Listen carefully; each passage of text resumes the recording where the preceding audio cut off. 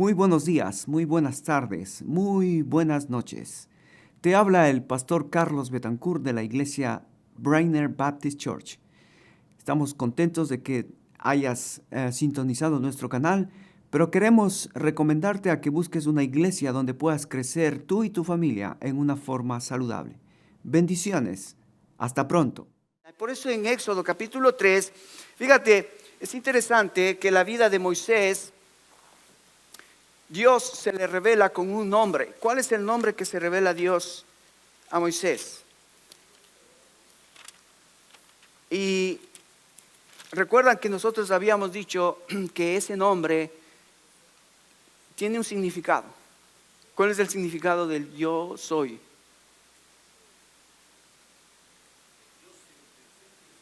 Sí, pero decíamos que el nombre yo soy significa el ser más grande, el ser más grande. Porque Dios creó espíritus, seres espirituales, pero Dios es más grande que los seres espirituales. Dios creó al hombre, un ser humano, pero Dios es más grande que el ser humano. O sea que Dios es el ser supremo, el Dios más alto, el altísimo. No hay alguien más grande que Él. Si tú te mueres, no pasa nada. Pero si Dios se muere todo. No existiría nada, porque Él es el que creó, es el que sustenta y es el que al final es el juez al que te vas a tener que presentar. Es el que comienza, es el que sustenta tu vida y es el que vas al final a estar delante de Él para que Él sea tu juez. Entonces, como habíamos dicho, tu vida aquí en la tierra es como una línea, tiene un principio y tiene un fin. Dios es eterno. Dios no tiene principio y Dios no tiene fin. Entonces, eso es lo maravilloso y lo glorioso. Fíjate que Jesucristo en Juan 17:3 nos ayudó un poco a entender este maravilloso Dios. Cuando Jesucristo hace una oración al Padre y le dice: Padre, la obra que me diste he acabado, he hecho lo que tú pediste que yo haga. Y entonces Jesucristo dice: y esta es la vida eterna, que te conozcan a ti. Ese es el propósito de tu vida y de mi vida y de lo que Jesucristo quería para sus discípulos y para sus seguidores, que le conozcan al Padre así como le conocían al Hijo. El deseo de Jesucristo es que te conozcan a ti, porque cuando te conozcan a ti, esa es la vida eterna: conocer al Padre, conocer al Hijo, conocer al Espíritu Santo. Eso es la vida eterna. Entonces, cuando Moisés tiene un encuentro con el yo soy, ¿con quién estaba hablando? Con el más grande. Hermano, yo quisiera que salgas de aquí pensando que tu Dios no es un Dios pequeñito. ¿Sabes? Porque si tu Dios es pequeño, tus problemas son muy, muy grandes. Entonces, si tienes un Dios pequeñito, no vas a poder resolver tus problemas. Para resolver tus problemas, ¿qué necesitas? Un Dios grande. Porque cuando yo conozco a este Dios grande, los problemas se vuelven pequeños. Claro, ese es el gran problema de mucha gente que aún en la iglesia, que son cristianos, son evangélicos, han aceptado a Cristo, pero la pregunta para ustedes o para esas personas es: ¿conoces a Dios? ¿Le conoces a Él realmente? Y puedes decirme: sí, yo acepté a Cristo como mi Salvador, yo sé que Él me perdonó, yo sé que Él murió por mí, yo sé que ahora soy un hijo. Sí, pero ¿le conoces? Porque una cosa es recibirlo, aceptarlo, pero otra cosa es conocerlo. A mí me gustó el ejemplo de mi hermano Abdi que dejó la semana pasada, fue genial. Porque él nos contaba que él iba a la iglesia y escuchaba de una señorita que se llamaba Celia. Entonces, él, por ahí, Celia era una chica que estaba por ahí, por la iglesia, y caminaba y andaba. No le paraba mucho atención, aunque sabía que ahí había una señorita Celia. Él sabía que había una señorita llamada Celia, pero él no la conocía, como supuestamente le conoce ahora. Porque ahora cuando se nombra la hermana Celia, ¿quién crees que va a saltar primero? El hermano Abdi. Porque el hermano Abdi conoce a Celia y dice, ¿qué pasa? ¿Qué pasa? ¿Qué pasa con Celia? Cualquier cosita es conmigo, Cualquier cosita es conmigo. Entonces, ¿ves? Una cosa es conocerla, una cosa es saber de ella, pero otra cosa es conocerla a ella.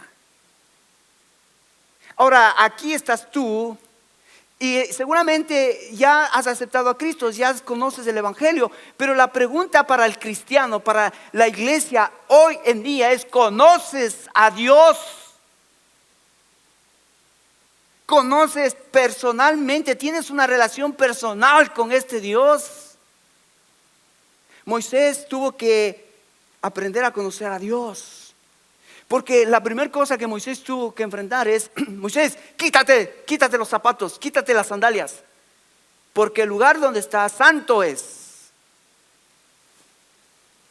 ¿Sabes? La cosa que Moisés tuvo que aprender es, primero, a saber que cuando está con Dios tiene que haber un temor reverente delante de Él. Por eso, hermanos, cuando tú vienes a la iglesia, estás aquí, vienes al culto, vienes con tu familia, vienes con tus hijos, hermano, quítate las sandalias, porque el lugar donde estás aquí está Dios, su presencia.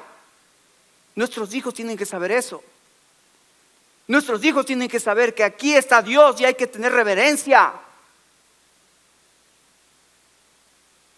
La cosa más importante es para el creyente, aquel que ha aceptado a Cristo, es comenzar a conocerla a este Dios maravilloso que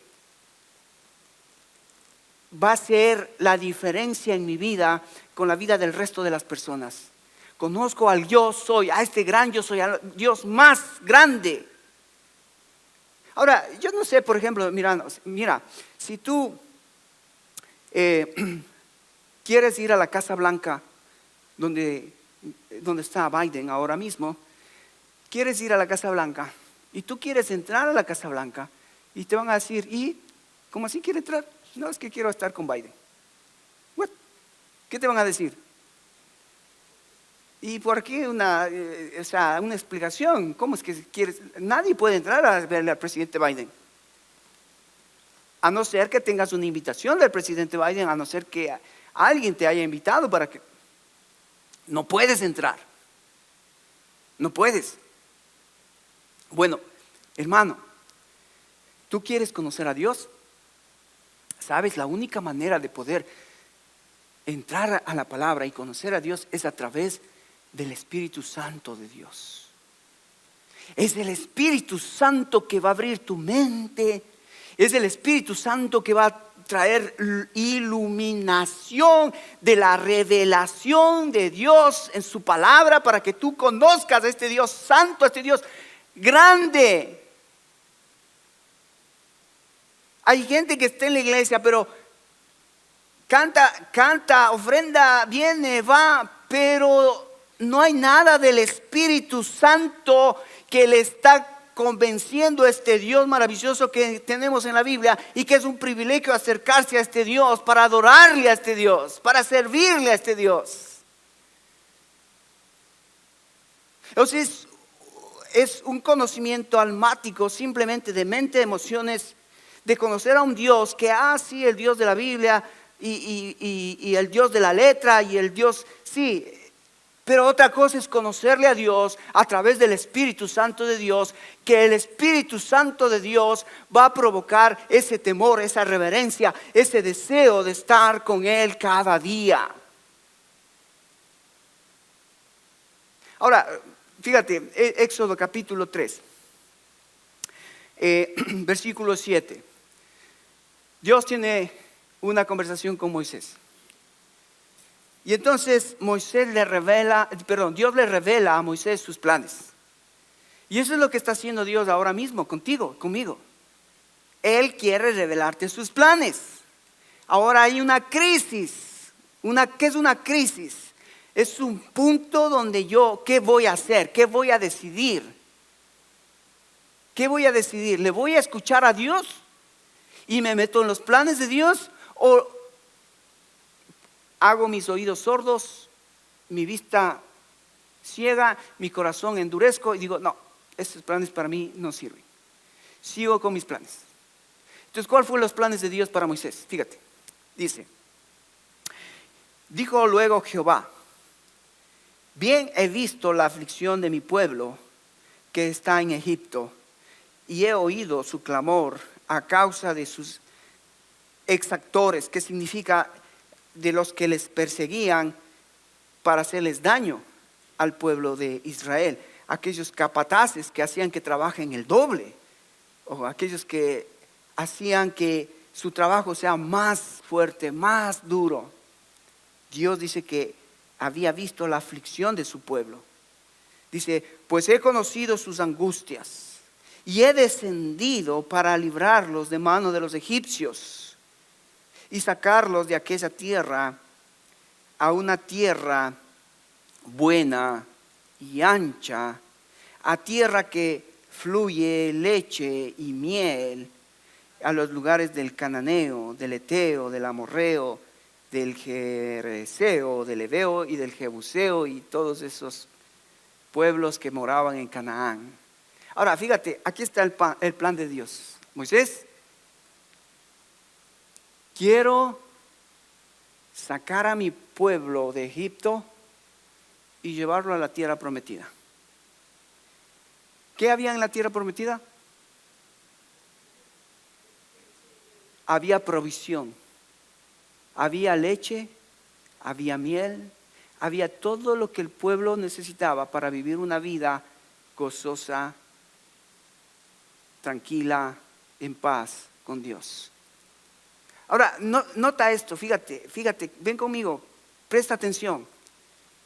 Dios conocía los problemas que estaba pasando el pueblo de Israel.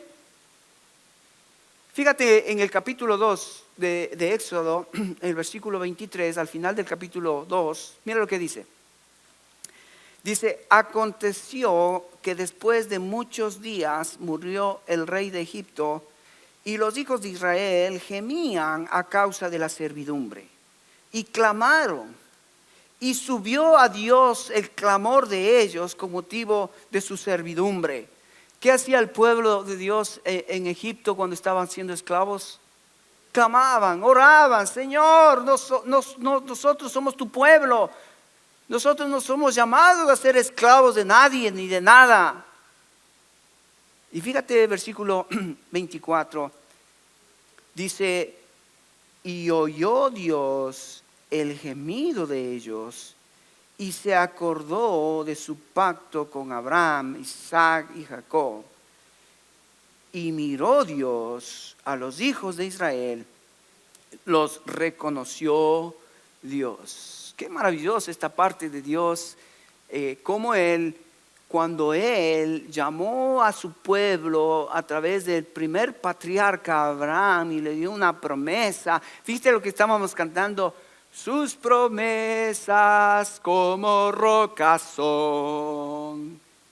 Dios le había dicho a Abraham, te voy a bendecir, vas a ser de bendición, pero ahora estaban esclavos. ¿Qué pasó con las promesas de Dios? ¿Fallaron? No, las promesas de Dios nunca fallan. Cuando el Hijo de Dios clama a Dios, Dios los saca de la esclavitud, Dios los redime, Dios los levanta. Y aquí está Israel clamando a Dios, Dios, por favor, sácanos de esta esclavitud. ¿Y qué hace Dios? Los escucha. Si es mi pueblo. Yo escogí a Israel. Yo prometí a su padre Abraham, a su descendencia Isaac, Jacob. Yo prometí a esta descendencia que iba a ser de ellos un gran pueblo. Pero ¿por qué estaban esclavos? ¿Por qué estaban esclavos? Porque ese es el problema del corazón del hombre. Dios quiere bendecirnos, Dios quiere darnos abundancia, pero el corazón del hombre se olvida de la fuente de donde viene toda la bendición. Israel estaba ahí porque ellos no le creyeron las promesas de Dios y bajaron. Cuando hubo hambruna de Israel, cuando hubo una hambruna en Israel, bajaron y se acomodaron en Egipto, porque en Egipto estaba José, aquel que Dios había levantado para que José proveyera el alimento cuando iba a venir esta escasez. Y ahí estaban nuevamente los judíos, los israelitas, en Egipto, cuando tendría que haber estado ¿dónde? En Canaán, en la tierra prometida. Así que fíjate, aquí viene la historia. Yo escuché su clamor, yo escuché sus oraciones. He descendido para librarlos. ¿Y sabes qué, Moisés? Tú serás el hombre. Tú serás el hombre para que Israel salga de Egipto. Y si tú lees la historia, es como tú y yo, Moisés, cuando Dios te dice lo que tienes que hacer, ¿qué hacemos? Ponemos excusas. ¿Yo? ¿Qué pasa, Señor? No sé leer, no sé escribir, soy tartamudo. No, manda mejor a otro, porque hay otros mejores que yo. No, Moisés, yo escogí a ti para que tú hagas algo que yo quiero que mis propósitos se cumplan aquí en la tierra. O sea, Dios tiene un plan, ¿ves? Dios tiene un plan. Y Él lo que busca es hombres y mujeres que quieran meterse en ese plan. Y ahí hay una crisis. Allí hay una crisis. Yo a los 20 años tuve esa crisis cuando fui a un campamento. En el campamento el predicador, después de la prédica, dijo: todos los que quieran pasar en este fogón y consagrar su vida, poner su vida en las manos de Dios, para que Dios o te consume el mundo o que te consuma Dios. ¿Sabes qué hice? Yo tuve que tomar una decisión. Señor, después de ver mi trasfondo, yo vengo de un hogar católico, yo vengo de un hogar donde mi padre casi alcohólico, mi madre con un estrés, con un hiper perfeccionista. Y yo veía mis primos, mis familias, digo, no, la vida no debe ser esto, debe haber algo más. Y en ese campamento Dios me confrontó. En ese campamento hubo la crisis. ¿Qué iba a hacer con mi vida? Y este es el momento de Moisés. ¿Qué vas a hacer, Moisés? ¿Vas a obedecerle a Dios?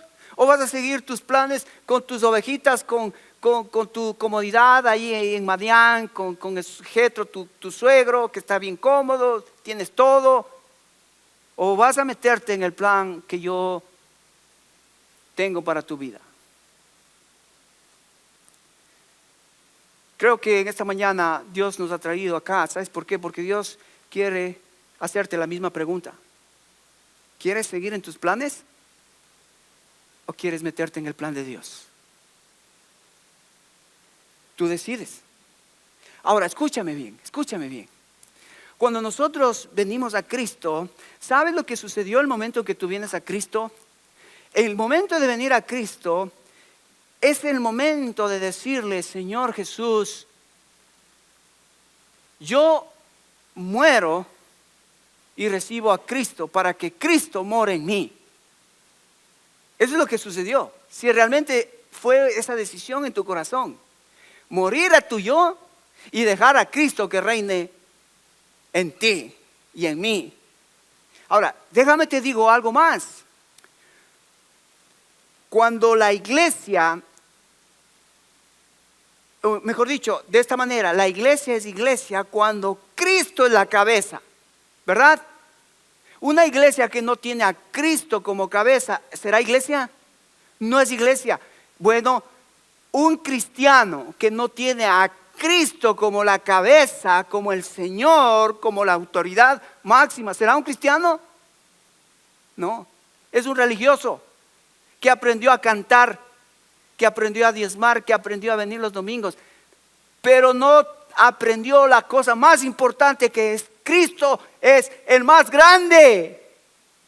Cristo es la preeminencia. Cristo es supremo. Cristo es la prioridad.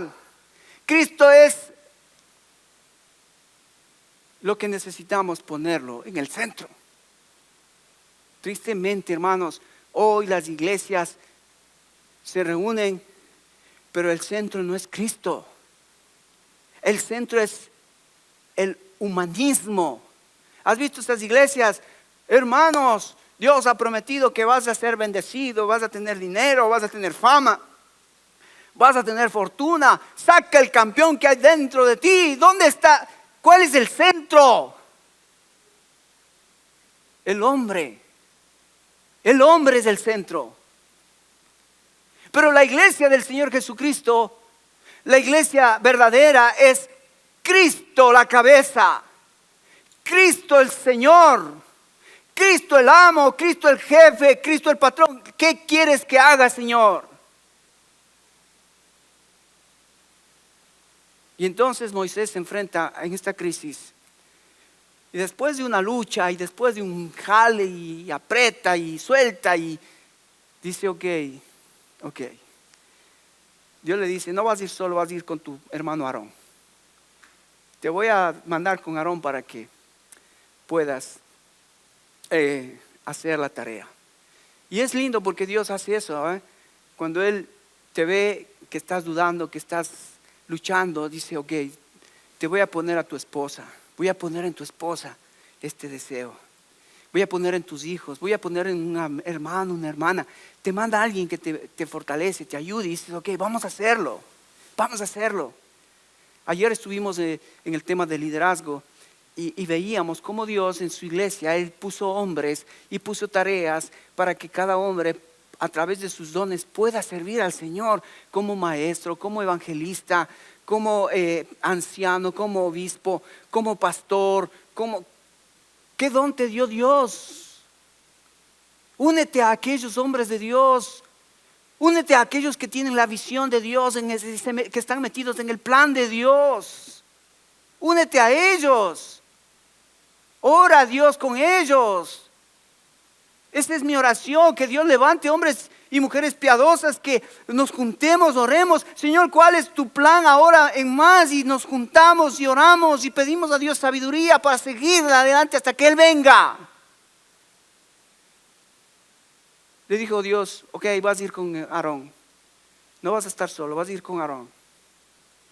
Ahora, hermanos, si tú lees toda la historia de Moisés hasta el capítulo 12, vas a ver que Dios tiene un antagonista en la historia. ¿Quién es ese antagonista? ¿Quién es aquel personaje que está en contra de esa historia?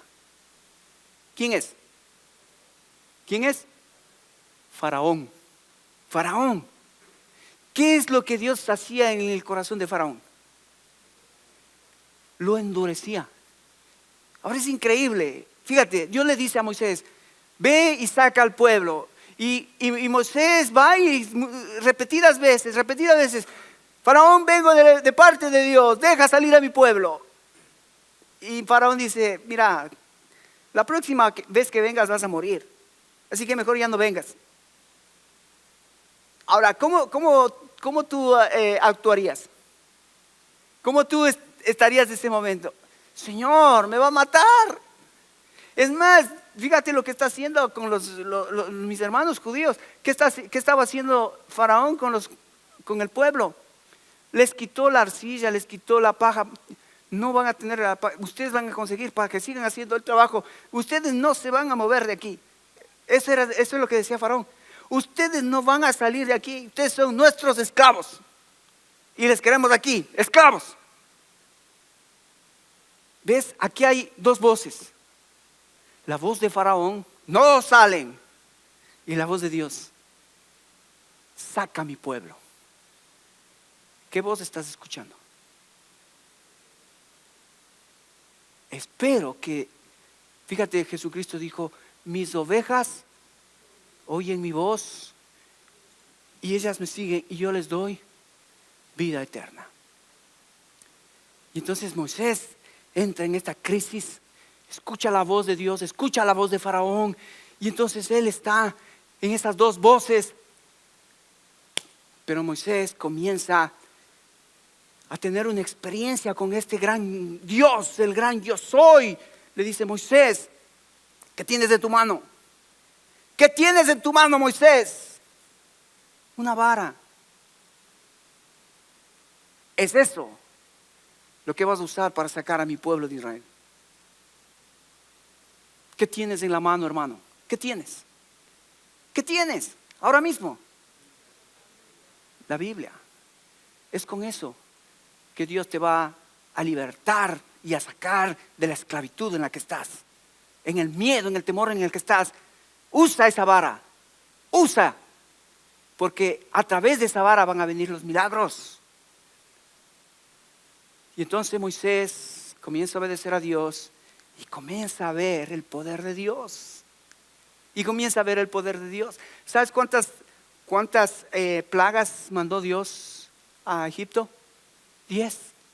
¿Por qué 10? Porque eran los 10 ídolos más grandes y más pavorosos que tenía Egipto.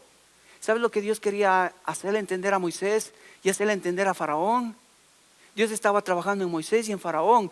Dios le estaba diciendo: Moisés, yo quiero que sepas que yo soy el más grande de todos los ídolos que tiene Egipto. No tienes que temer de ninguno. ¿Y qué hizo Dios? Ídolo tras ídolo, ídolo tras ídolo, fue derrumbando, hasta que Moisés dijo: wow, tengo el poder del Dios más grande. ¿Has llegado tú a conocer a Dios así? A ese Dios. Y sabes que es increíble en la Biblia, es donde Dios se va a manifestar su poder, donde Dios va a mostrar con más gloria su poder, su grandeza. ¿Dónde? La Biblia dice que cuando somos débiles, entonces Él es fuerte.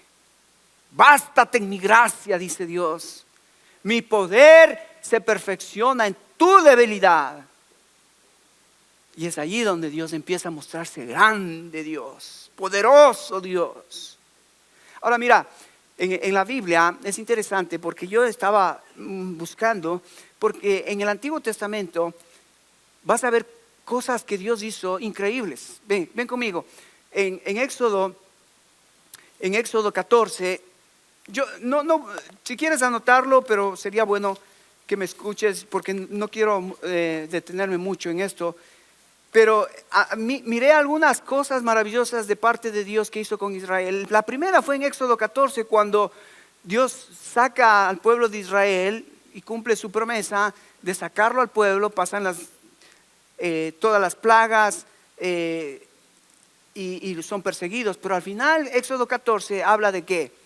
De que el pueblo termina cruzando el Mar Rojo y ven el poder de Dios. Imagínate un judío que estaba esclavo, salió de Egipto y Moisés hace un milagro. Bueno, ese es un error. No fue Moisés el que hizo el milagro. ¿Quién hizo el milagro? Dios. ¿A quién usó? Moisés. Es diferente, ¿no? Es diferente. ¿Quién mató a Goliat? ¿David o Dios? ¿Nosotros qué enseñamos a los niños? Que David mató a Goliat. Mentira. ¿Quién mató a Goliat? Dios, a través de, igual ahora, ¿quién va a hacer el milagro? ¿Quién va a hacer lo que tú no puedes hacer? Dios, ¿a través de quién? De ti. ¿Entiendes? Ok, entonces aquí está el primer milagro. Moisés, el pueblo ve, wow, mira el Dios grande que tenemos, lo que hizo. De hecho, te voy a decir algo, mira, cuando Moisés está en el camino del desierto a la tierra prometida, ¿sabes? La cosa que Moisés usa es recordarles quién es el Dios que les sacó de Egipto.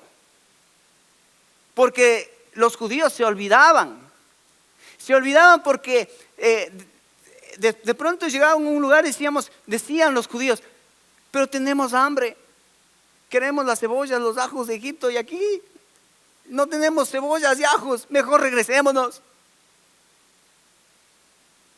¿Qué tenía que hacer Moisés? Recordarles el gran Dios que les sacó de Egipto. Se quejaban que no tenían agua. ¿Qué hizo Dios? Les dio agua, les dio maná, les dio ropa, les dio luz en el día, luz en la noche. Les dio lo que el pueblo necesitaba y el pueblo se quejaba. ¿Qué tenía que hacer Moisés? Recuerden lo que hizo Dios. Recuerden, no se olviden. ¿Sabes qué? Yo quiero recordarte esta mañana que tenemos un Cristo vivo. Que Él está vivo. Que Él no está en una tumba, que Él no está muerto, que Él resucitó, está vivo. Y porque está vivo es que podemos ser triunfantes. Por el triunfo de Él, no por el nuestro. Porque Él triunfó es que somos nosotros más que vencedores. Por aquel que nos amó. Amén. Entonces Moisés les recuerda. Y quiero recordarles esta mañana que tienes a un Cristo vivo. No importa el problema, no importa la circunstancia, no importa lo que estás pasando. Recuerda, tienes un Cristo vivo. Que puedes acudir a Él, clamarle a Él. Él va a escuchar, Él va a oír y Él va a descender para hacerte notar su presencia, su poder en medio tuyo. Amén.